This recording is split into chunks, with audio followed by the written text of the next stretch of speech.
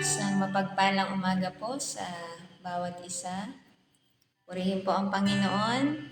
Ang morning devotion pong ito ay dito po nagmumula sa Door of Faith Kabatang, Chaong, Quezon, under District 6. Tayo po ay manalangin sa ating Panginoon. Hallelujah. Hallelujah. Hallelujah. Purihin po kayo, O Diyos, sa umagang ito. Hallelujah.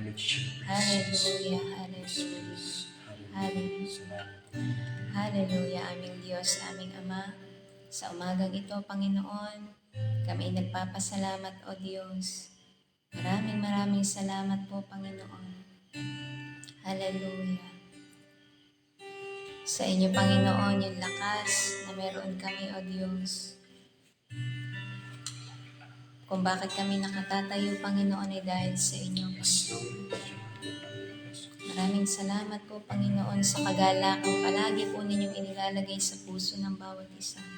Purihin po kayo, Panginoon, sa umagang ito, O Diyos. Hallelujah. Hallelujah. Patuloy, Panginoon, na kayo ang siyang kumilos sa aming pag-aaral na ito, Panginoon. Hallelujah. Samahan niyo po ang bawat isa na nakikinig, Panginoon. Hallelujah. At patuloy kayong mangusap sa bawat isa, Panginoon. Hallelujah. Maraming salamat, Panginoon. Hallelujah. Hallelujah. Purihin kayo, Panginoon, sa umaga ito. Sambahin kayo, Panginoon. Luwalhatiin kayo, Panginoon, ang lahat ng inyong nilikha, Panginoon. Hallelujah. Hallelujah. We praise you, O Lord. Hallelujah. Hallelujah. Maraming salamat, Panginoon. Hallelujah. Hallelujah. Tayo po ay umawit sa ating Panginoon. Hallelujah. Anyayahan natin yung presensya ng Panginoon. Hallelujah. Ay kumilos sa puso. Holy Spirit, we welcome you.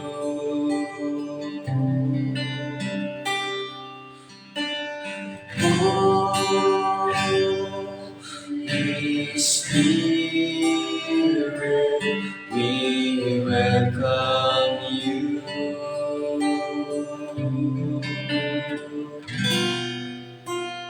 Move among us with hope divine,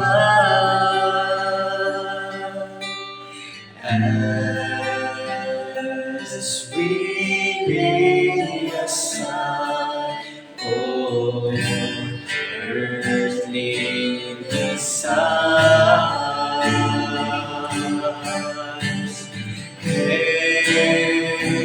Let's reach out and our hearts aspire. Holy Spirit, Holy Spirit,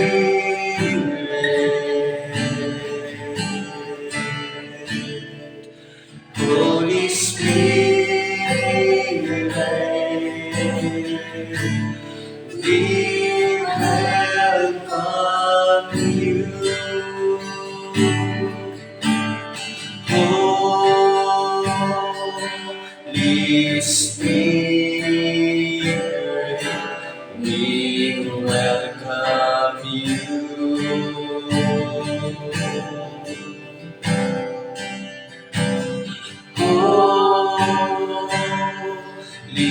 Spirit, we welcome you.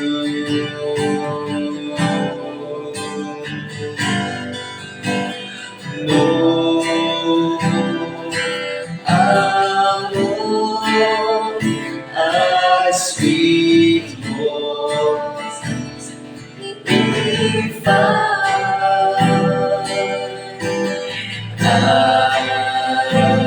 as we lay aside all earthly desire.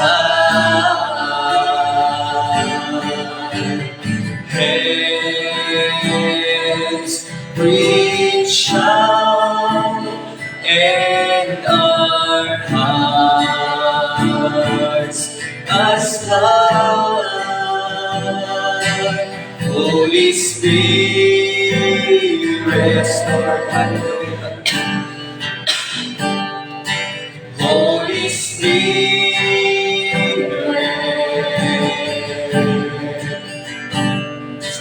Holy Spirit, we welcome you.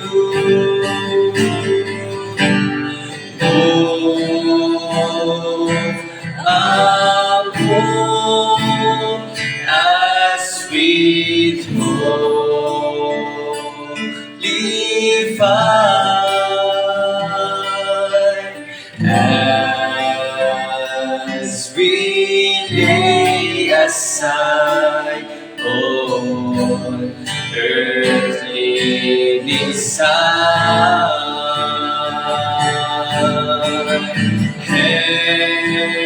Hands reach out and our hearts aspire. Holy Spirit,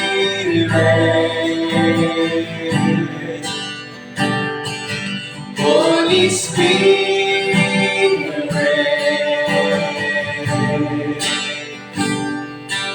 Holy Spirit,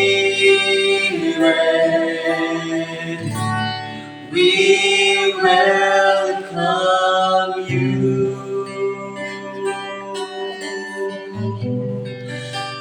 Hallelujah. Purihin kayo, Panginoon. Hallelujah. Praise you, Jesus. Purihin kayo, Panginoon. Welcome you, Holy Spirit. Holy Spirit. Hallelujah. Hallelujah. Pini-welcome po namin kayo sa umagang ito, Panginoon. Hallelujah. Hallelujah. Purihin kayo, Panginoon. Hallelujah. Hallelujah.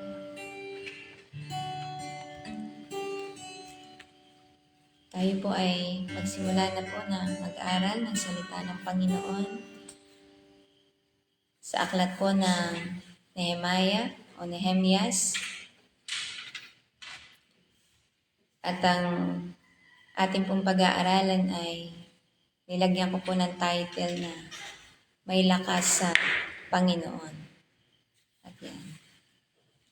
Yung pangyayari pong ito kay Nehemias, siya po ay gobernador po ng Juda. So yung pangyayari pong ito ay naganap noong panahon ng pagbabalik ng mga Israelita mula sa pagkabihag po sa Babylonia. So nakalipas po yung 70 taon bago po sila nakabalik. At pinahintulutan po ito ng emperador ng Persia na yung mga Hudyo ay bumalik sa Jerusalem. So ito pong si Gobernador Nehemias ay ginamit po ng Panginoon. Siya po ay sinugo upang manguna, upang mamuno sa pagtatayo, sa muling pagtatayo ng pader sa Jerusalem.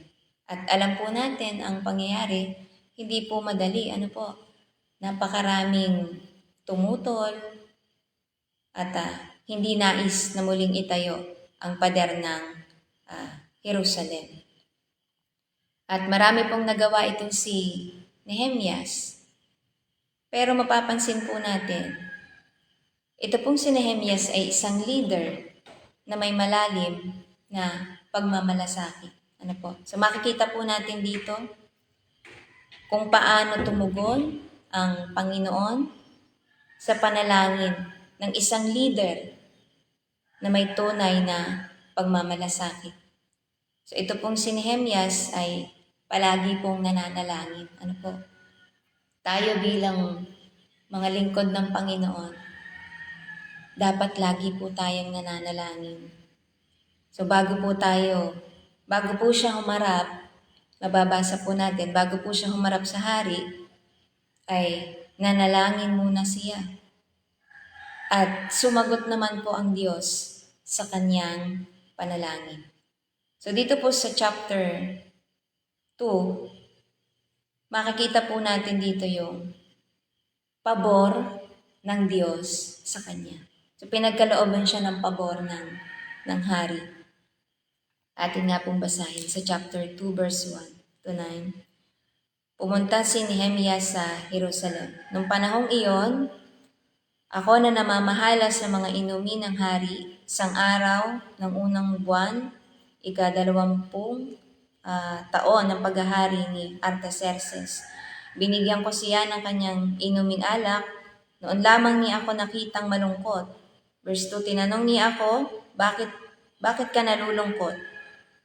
Tingin ko sa iyo'y wala ka namang sakit. Natakot ako kaya sinabi ko sa hari, naway ingatan kayo ng Diyos habang panahon. Nalulungkot po ako sapagkat ang lungsod na pinaglibingan sa aking mga ninuno ay wasak at ang mga pintuan niyon ay natupok ng apoy. Verse 4, ano ngayon ang nais mo? Tugon ng hari. Nanalangin ako sa Diyos ng kalangitan at pagkatapos sinabi ko sa hari, kung pahihintulutan po ninyo ako, kamahalan, nais kong umuwi sa Juda upang itayong muli ang lungsod na pinaglibingan sa aking mga ninuno. Verse 6, sinabi sa akin ng hari na nooy katabi ng reyna, gaano ka katagal roon at kailan ka babalik? Nagtakda ako ng panahon at malugod naman akong pinahintulutan. Verse 7, nakiusap ako sa hari na bigyan na rin niya ako ng liham para sa mga gobernador ng lalawigan sa kanluran ng Ilog Euphrates upang paraanin ako patungong Juda. Gumawa rin siya ng sulat para kay Asap at tagapamahala ng kagubatan sa kaharian upang bigyan niya ako ng trosong gagamitin sa pintuan ng maog ng templo sa pader ng lungsod sa bahay ng aking tinitirhan. At ang lahat ng ito ay ginawa ng hari dahil sa kabutihan ng Diyos sa akin. Nang ako'y umalis, pinasamahan pa niya ako ng hari sa mga pinuno ng hukbo. At sa isang hukbong nakakabayo, pagdaan ko sa gobernador sa lalawigan ng Euphrates, iniabot ko sa kanila ang liham ng hari. So makikita po natin dito yung pabor ng Panginoon. Ano po? Kitang-kita natin dito kung paano pinagkalooban siya ng pabor ng hari. Pinahintulutan siya na bumalik sa Jerusalem. Binigyan pa ng liham at proteksyon. So binuksan ng Diyos yung puso ng hari. Ano po? So maraming pagsubok bago na itayo po yung mga pader sa Jerusalem. Pero sa kabila po ng matinding oposisyon, mga pagtutol, natapos po yung pader ng Jerusalem. At makikita po natin yan sa chapter 6. So dito po, makikita natin yung proteksyon ng Panginoon.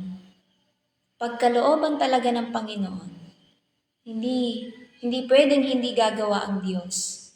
Pagkalooban niya at nais niya, hindi pwedeng hindi kasasamahan ng Panginoon.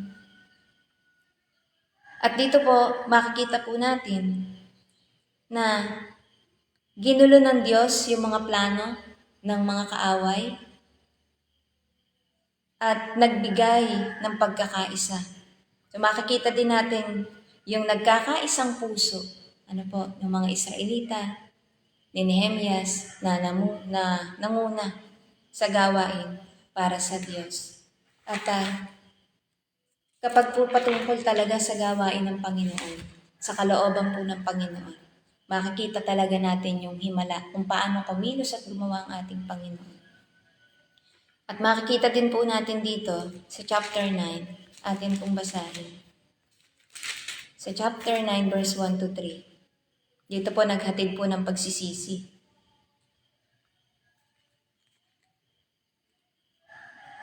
Nanatili silang nakatayo sa kanilang kinaroroonan sa loob ng 3 oras samantalang binabasa sa kanila ang kautusan ni Yahweh na kanilang Diyos. Pagkatapos 3 oras din silang nagpahayag ng kanilang kasalanan at sumamba kay Yahweh na kanilang Diyos. Dito po, naghatid po ng pagsisisi. Ano po?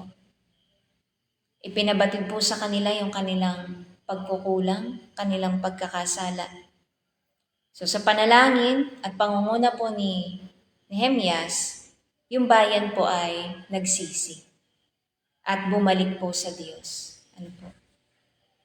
At kapag ang panalangin po ay may kasamang pagsisisi, pananampalataya, at pagkilos, ang Diyos po ay kikilos. Ano po? Tayo bilang Kristiyano, so ano yung katangian na makikita natin dito kay Nehemias? Ano ba yung pwede nating i-apply sa buhay paglilingkod po natin sa Panginoon, sa ministeryong pinagkatiwala po sa atin? So makikita po natin dito una, sa chapter 1, balik po tayo. Verse 4 to 11. Si Nehemias po, siya po ay mapanalanginin. Ano po? Gaya nga po ng sinabi ko kanina, bilang mga lingkod po tayo ng Panginoon, ginagamit po sa kanyang gawain. Dapat palagi po tayong nakikipag-usap sa Panginoon. Ano po? Lagi po tayong nananalangin. So sa Nehemias po, palagi po siyang lumalapit sa Diyos. Bago po siya gumawa ng anumang hakbang o anumang bagay, palagi po niyang sinasangguni. At meron po tayong matatandaan na ganoon din po si Haring David. Bago po siya pumunta sa labanan, palagi po siyang sumasangguni sa Diyos. Panginoon, pupunta ba ako? Palagi niyang hinihintay. Hindi siya kumikilos nang wala yung sagot ng Panginoon. Palagi siyang nagpapasubmit sa Panginoon. Palagi niyang isinusurrender yung mga plano.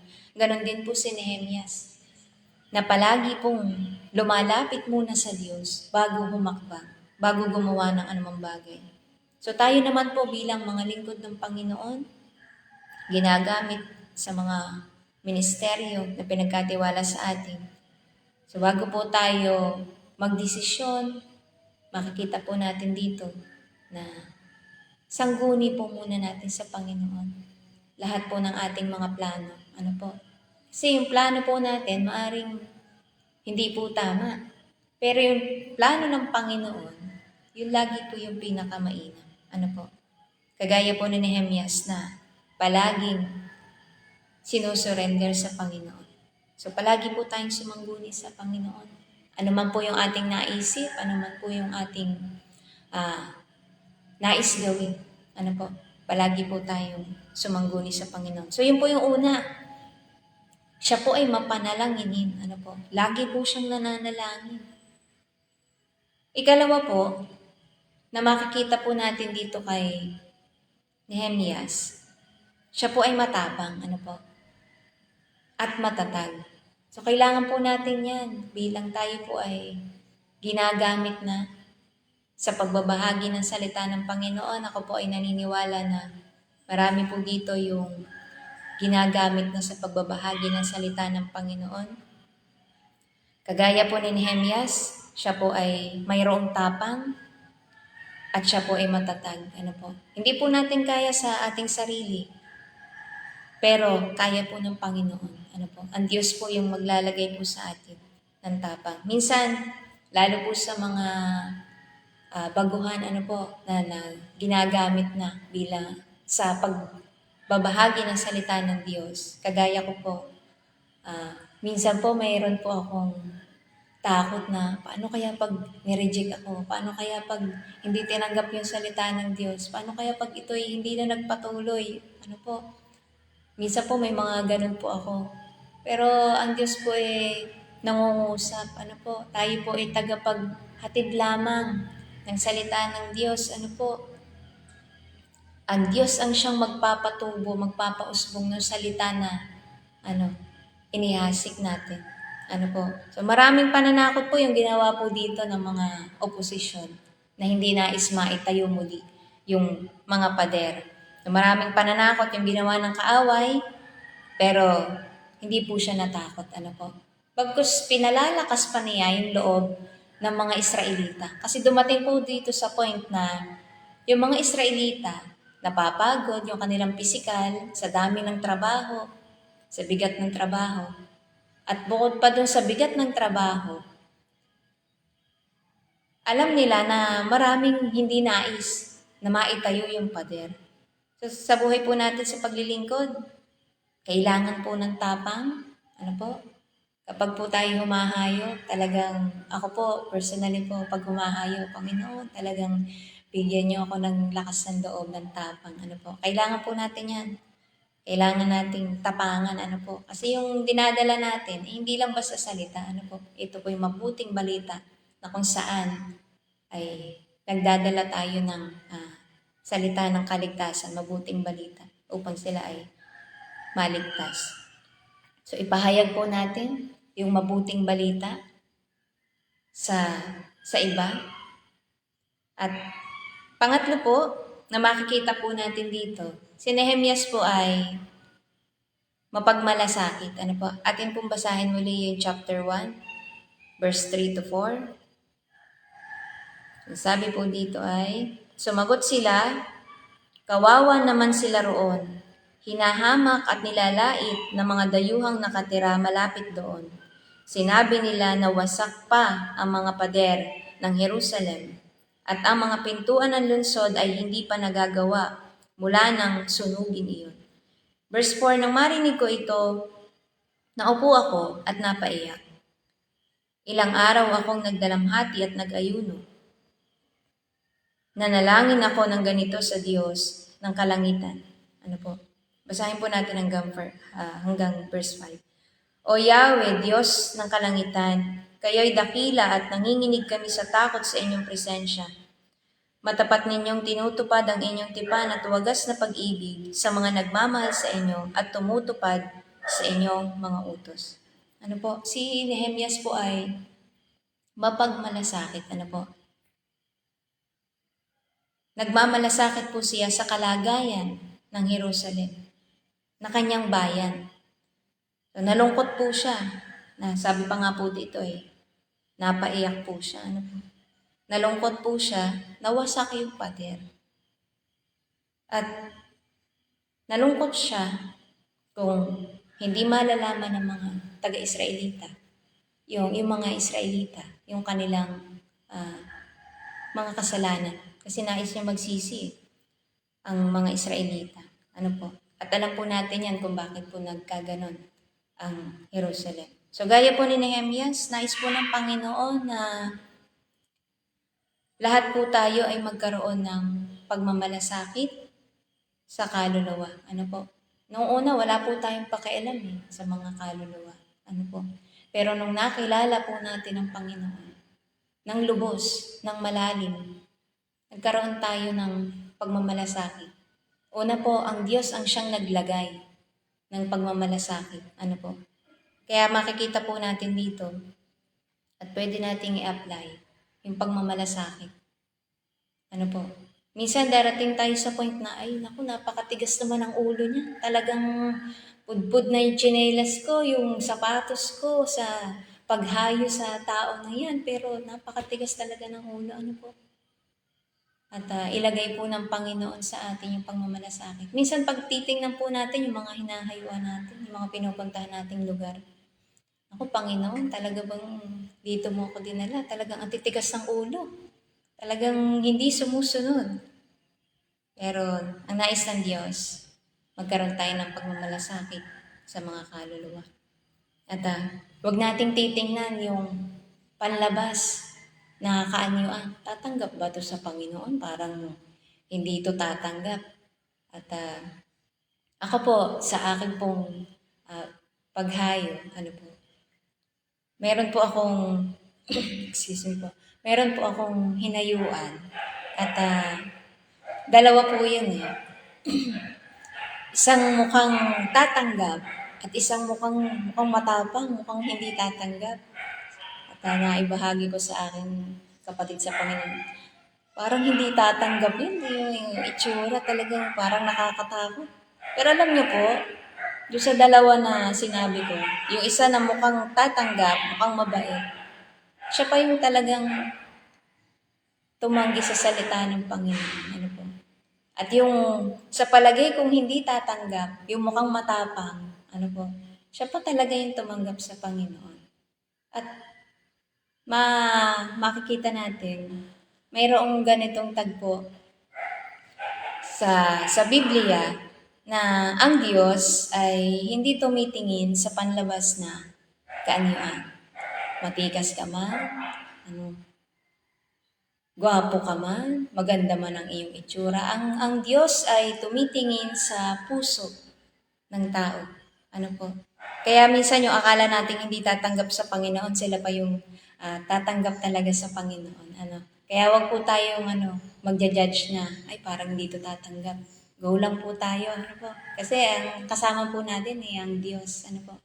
Siya po yung kasama natin. Siya po yung nire-representa natin, ang Diyos na makapangyarihan sa lahat. So bakit po tayo mangangamba, matatakot pa? So yun po. Una, si Nehemias po ay mapanalanginin. Ikalawa, siya ay matapang, matatag, mapagmalasakit. So ito po ikaapat. Si Nehemias po ay mapagpakumbaba. Basahin po natin yung chapter 6, verse 16. Sabi po dito ay, nang mabalitaan ng aming mga kaaway na sa mga bansang nakapaligid na tapos na ang aming trabaho, napahiya sila. At napag-isip-isip nilang ito'y nagawa namin dahil sa tulong ng Diyos. Napahiya yung kaaway, Dahil napag-isip-isip nila na ginawa na natin lahat para ma-distract sila, para hindi matuloy, pero natuloy pa rin. Diyos na ito. Diyos na ang kumilos. At sa kabila po ng tagumpay, palaging ang Diyos po yung binibigyan po niya ng parangal. Palaging ang Diyos yung itinataas po niya. Sa atin pong namang paglilingkod, anumang tagumpay po natin sa ating pong paglilingkod sa bawat ministeryo na ating ginagawa, palaging ang credit sa Panginoon. Hindi dahil tayo'y malakas, hindi dahil tayo'y marunong o magaling, ang Diyos po ang siyang nagpapatagumpay po talaga sa atin. Tayo po ay nakatatayo, hindi dahil tayo ay malakas. Hindi po tayo araw-araw malakas, kaya kailangan po natin araw-araw ang pagsama po ng Panginoon. So, sa ating pong buhay paglilingkod, palaging yung papuri ay palaging para sa Panginoon. So yun nga po, hindi po dahil po tayo ay magaling. Hindi dahil tayo ay sa palagay natin napakadami na nating alam. Kundi ang Diyos ang siyang nagpapatagumpay sa atin. Ang Diyos ang siyang sumasama sa atin. Kaya tayo may tagumpay.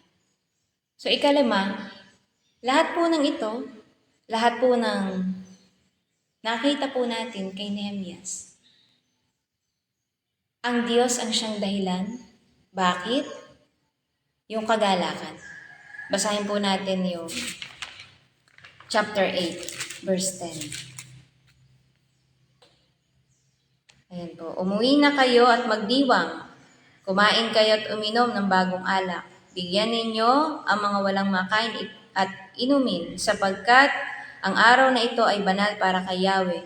Kaya huwag kayong malungkot, ang kagalakang dulot ni Yahweh ang magpapalakas sa inyo. Amen. Purihin ang Panginoon. So lahat po ng magagawa at gagawin pa, ano po, dahil po sa kagalakan. Lahat po ng ating nagagawa, kung bakit po tayo nakapagpapatuloy, kung bakit po tayo nakapaglilingkod sa Panginoon, dahil po sa kagalakang galing po sa Diyos. Ano po? Yun po yung nagpapalakas po sa atin. Kagalakan na darating yung araw. Ano po? Babalik ang Panginoon. Ano po? Pag sinabi natin babalik ang Panginoon, talagang yung pag-asa natin, ano po, lahat tayo po'y lumalakas. Panginoon, babalik ka. Ano po? Napakainam, marinig. Ano po, kapag ating sinasabi, babalik ka, Panginoon. Ikaw ay babalik. Iba yung pakiramdam pag marinig natin, babalik ang Panginoon. At tunay nga na malapit nang dumating ang ating Panginoon. Sa Diyos lamang matatagpuan po yung kagalakan. Ano po? Hindi po sa sanlibutan ito, sapagkat dito po sa sanlibutan, napakaraming sinabi po na salita ng Diyos, may kapighatian, ano po, maraming pagsubok. Pero, angkinin po natin kasi napagtagumpayan na po ng Panginoon ang lahat. Ang lahat. Hindi po sinabing yung iba. Sinabi po ay ang lahat. Ano po? Napagtagumpayan na ng Diyos. Kaya kung tayo man po ay dumaranas ng pagsubok, ano po, inuusig man tayo, dumarating man sa punto na tayo po ay nanghihina, kasi hindi po lagi tayong malakas, ano po. Ang Diyos po kasi yung kalakasan po natin, ano po. Kung dumating man tayo sa puntong tayo nanghihina, lagi nating alalahanin. Yung kagalakan na dulot ng Panginoon, yun yung magpapalakas sa atin. Ano po? So lahat po ng mabubuting bagay ay dahil po sa Diyos. Ano po? Si Nehemias po ay naging masunurin sa salita ng Diyos. Ano po? Dahil meron po siyang kagalakan sa puso. Yung karakter na pong iyan ay dapat palagi pong makita po sa atin. Hindi po tayo napipilitan, ano po, na ginagawa yung, ay dahil inutusan lang ako ng pastor eh. Kaya ako pinupuntahan yung mga tao na yun, yung aking hinahayuan. Ay eh, napag-utusan lang ako. Ano? Gawin po natin yung ministeryong pinagkatiwala sa atin ng may kagalakan sa ating puso. Ano po? At huwag po tayong mangamba kasi ang banal na Espiritu po yung ating kasama. Ano po? Siya po yung tutulong po sa atin, magtuturo po sa atin. At huwag pong mawala yung kagalakan sa ating puso. Kapag po nakakaramdam po tayo na, teka parang hindi na ako nagagalak, parang ang bigat na. Wala na yung kagalakan, hingin po natin, ano po. Kasi sabi nga po dito ay huwag kayong malungkot. Yung kagalakang dulot ni Yahweh ang magpapalakas sa inyo. Yung kagalakan, ang Diyos ang siyang naglalagay sa atin. Kung may nakikita man tayong pangit na sitwasyon, hindi na maganda yung sitwasyon, ay parang umuunti yung mga miyembro ko Parang yung mga hinahayuan ko, parang nanlulupaypay, parang lumalayo. Examine po natin yung ating mga sarili. Baka tayo naman yung nagkukulang. Baka tayo naman yung may problema. Ano po, lagi nating babalikan. Lagi nating i-examine yung ating sarili. Nagagalak pa ba ako na maglingkod?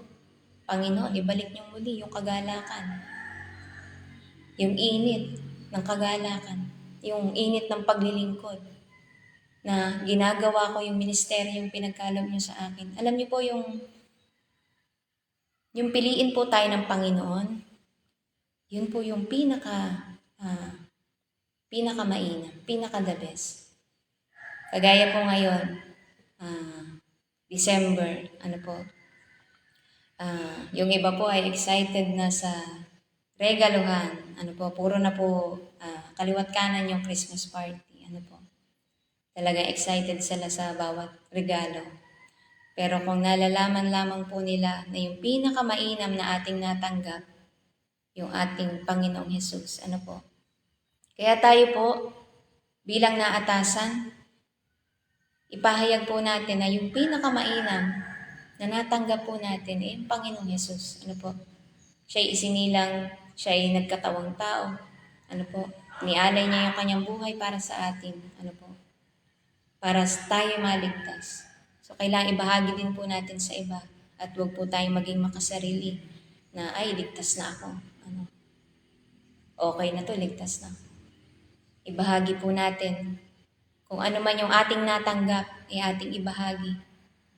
Yung kagalakan ay huwag pong mawawala po sa atin. At meron pong isang awitin na yun. Ako'y pinili mo, inibig mo. Yung awitin na yun, yung piliin ka ng Panginoon, yung pinaka the best na yun, yung piliin ka ng Panginoon. Ano? Pinili ka ng Panginoon, inibig ka ng Diyos. Kung titingnan natin yung ating sarili, ano bang kaibig-ibig sa akin? Bakit ba ako pinili ng Diyos? Wala akong makitang espesyal sa akin. Ako'y mahina, hindi ako magaling. Pero ang Diyos ay may nakita sa atin. Ano? At huwag tayo magduda na pinili tayo ng Panginoon. Panginoon, nilagay mo ba talaga ako dito? Pinili mo ba talaga ako dito? Ano? Panghawakan natin, pinili tayo ng Diyos. May nakita ang Diyos sa atin. Maaaring hindi natin alam kung ano yung nakita ng Panginoon. Kasi ang Panginoon talagang sa puso tumitingin. Ano po? Kaya purihin po ang Panginoon sa umagang ito. At kagaya po ni Nehemias, ano po? Palagi tayong manalangin sa Panginoon. Palagi nating isubmit sa Kanya ang lahat ng ating plano. Maging matapang, ano po? Yung mga, kahit hindi po mga mga unbeliever, mga believer na po. Minsan talagang nanlulupaypay at naaagaw ng mga kaabalahan. Maging matapang po tayo, ano po? Maging matatag po tayo. At pagtiisan po natin, ano po? Yung ating mga pinagkatiwala po sa atin. Pag malasakitan po natin sila ng higit, ano po? Magpakumbaba. Palagi tayong maging mababa. Ano po? Yung kagalakan ay huwag mawawala sa atin. Sapagkat yung kagalakan na yun yung magpapalakas po sa atin. Kaya purihin po ang Panginoon sa umagang ito. Angkinin po natin na ang Panginoon ang palaging sasama sa atin sa bawat ministeryong pinagkatiwala po sa atin. Maging tapat po tayo sa ministeryong pinagkatiwala sa atin. At huwag mawawala yung ating focus. Ano po? Si Nehemias, focus lang po siya sa ministeryo o sa ipinagagawa po sa kanya. Kaya po tayo ay maging focus lang po. Ang Panginoong Hesus po, sabi nga po sa preaching, talagang focus lang po yung Panginoong Hesus. Ano po? Kung ano yung pinagagawa sa kanya ng Ama, focus lang siya. Kaya tayo po, mga kapatid, focus lang po tayo sa pinagagawa sa atin ng Panginoon. Yes, marami pong pagsubok, maraming humahad lang, ano po, maraming gawa ng kaaway. Pero wag po tayo manlupaypay kasi ang Diyos po yung ating kasama. Kaya tayo po ay manalangin sa ating Panginoon. Sa umagang ito, tayo po ay magpasalamat sa ating Diyos. Hallelujah. Tayo po ay manalangin. Hallelujah. Purihin po kayo aming Diyos. Hallelujah. Sa umagang ito, Panginoon, kami nagpapasalamat. Hallelujah. Kami po inyong pinili, Panginoon. Hallelujah. Pinagkatiwalaan, O Diyos. Hallelujah. Sa mga kaluluwa na ibinigay niyo po sa amin, Panginoon. Kami po'y nagpapasalamat. Hallelujah. Hallelujah. Marami pong salamat sa kagalakang palagi po ninyong ibinibigay po sa amin. Inilalagay sa aming puso, kaya kami nakapagpapatuloy sa inyo, Panginoon. Hallelujah. Maraming salamat sa umagang ito, sa buong araw na ito, Panginoon. Patuloy kayong makita sa buhay ng bawat isa. Hallelujah. Patuloy, Panginoon, na kumilos kayo sa bawat isa. Hallelujah. Pagpalain niyo po, Panginoon, ang bawat ministeryo na aming hinahawakan, Panginoon. Kayo siya magpalago nito, Panginoon. Hallelujah. At alisin niyo po sa amin yung pangangamba, takot, Panginoon. Hallelujah. Bigyan niyo po ang bawat isa ng sipag, Panginoon, na ipahayag ang inyong salita. At huwag madaig, Panginoon, ang mga suliranin sa buhay na ito, Panginoon. Sapagkat, Lord, kayo po ang aming kasama. Hallelujah. Maraming salamat, Panginoon. Hallelujah. Maraming salamat, O Diyos. Kami nakatatayo, Panginoon, dahil sa inyo. Hindi dahil sa aming sarili, Panginoon. Wala kaming pwedeng ipagmalaki, Panginoon. Ikaw ang dahilan ng lahat, Panginoon. Hallelujah. Ang lahat ng meron kami dahil sa inyo, Panginoon. Dahil kayo ang naglalagay nito sa amin, Panginoon. Maraming salamat po, Panginoon. Hallelujah. Purihin po kayo sa buhay ng bawat isa.